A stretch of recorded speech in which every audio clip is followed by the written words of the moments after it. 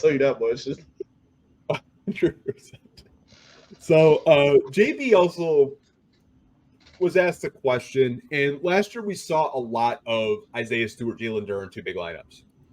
And he wouldn't say if he was going to use the two big lineups. Do you think that that is kind of the right direction to go towards now that they did sign Tobias Harris, which a lot of fans are speculating he could be the starting power forward for this team?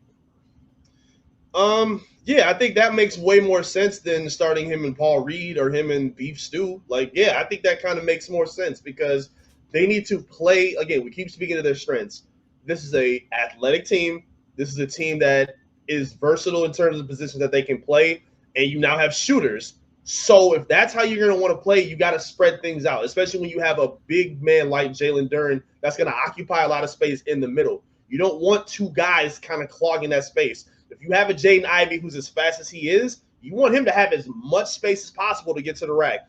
I'm even like prone to the idea like they have not done this enough, and it drives me crazy. Post Cade Cunningham. He's 6'7", 230. He's their best post-up player, if you ask me.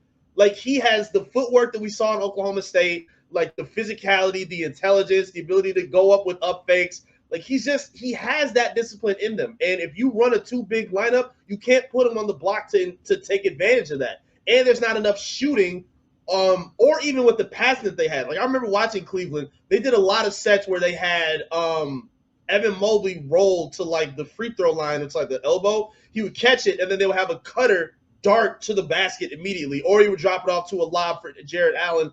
And again, there's 2 7-footers, so he's dropping it off to somebody who poses a threat to be able to dunk the ball. You didn't have that with Beef Stew and Jalen Duren, who's 7 foot and then 6'7", maybe. Like they didn't have that ability to take advantage of that. So he kind of spoke to it in his presser as well. I think James Edwards III asked him. He said he kind of did that based on what their roster was constructed as at the time. The Pistons don't necessarily have that right now. Play to your strengths and use what you have at your disposal. Your athleticism, your shooting, the versatility in scoring with Cade Cunningham. Take advantage of all that. And I don't think a too big lineup will be able to unlock that kind of potential for the team.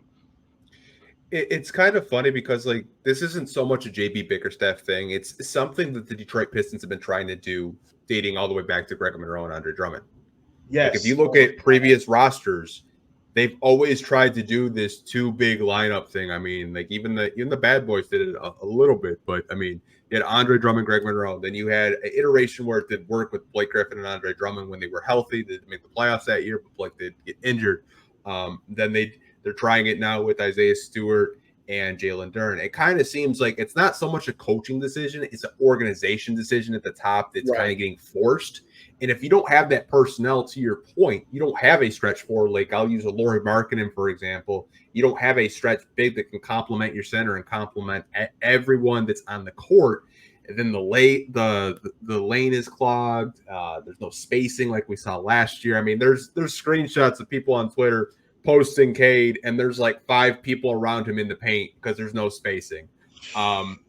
I honestly like that he would not commit to saying we're going to do a two big lineup because obviously he said we only did that in Cleveland because I had the personnel to do so, saying we have bigs here, but I'm going to put them in positions to succeed. I'm going to put Duren on the block. I'm going to use him defensively. I'm going to put him 5 to 10 feet away from the basket. I'm not going to have him on the perimeter guarding guards. Thank God. Right. I honestly think that he does have a plan, but kind of interested to see if this does get forced by the organization again, because we all know that there are a lot of cooks in the kitchen. You never really know what might get sent down to Trajan, then to JB. It's like, hey, like play two bigs.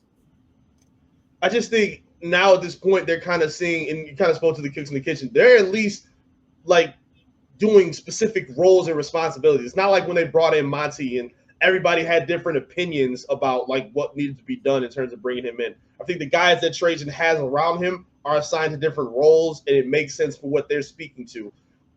If like obviously this is projecting down the line, but if you had a Cooper Flagg as your 4, then it makes sense to kind of play a two big lineup because he, like you said, he can dribble, create, and give you a different dynamic than you have. When you're bringing in Beef Stew and Jalen Duren, you're playing them together. Like, I know there's the dog pound thing, and I know they got a good camaraderie together. You both are kind of, they're not repetitive offensively, but they're both limited offensively at this time. So because they don't have that ability to do different things, play different areas, like they're kind of just stuck in the same role. So hopefully they don't look at it as an organizational thing. Oh, we have to have two bigs because of what we did in the past. Nah, play to your strengths. And it's a different league anyway. Like, we're seeing guys like play the four now that would have played the three 15 years ago. Like, Fontecchio would have been a three full-time 15, 20 years ago. Tobias Harris would have been a three full-time 15, 20 years ago. Like, now you're in a different position where you can kind of interchange those forwards and, you know, take advantage of the mismatches that you could prevent or create with pick and roll offense, with action away from the ball to kind of get them different looks. Now you can do that. You're not doing screen and rolls with, you know, with Beef Stew to like spot up or like flare out for an open three in the corner or off the wing. That's just not going to happen. So I just think they have a different opportunity and a different look to attack the things that are going to work for them instead of making them do things that work for them historically or with other teams. Like, that's just not a good idea right now based on how the roster looks.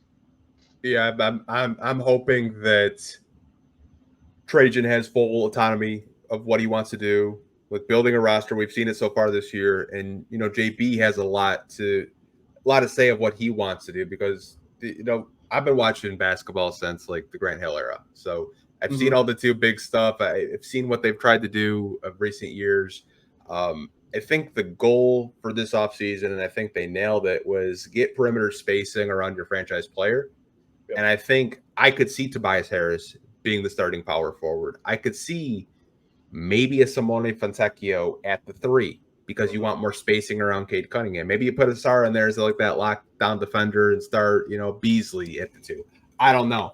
I think there's a lot of, you know, creative ways that they can, you know, surround Cade with more perimeter spacing and not having a clogged lane, especially doing the two bigs. But found it really interesting that he would not actually commit or say that he's going to play two bigs, like we've seen over the past, you know, couple of years with the Pistons.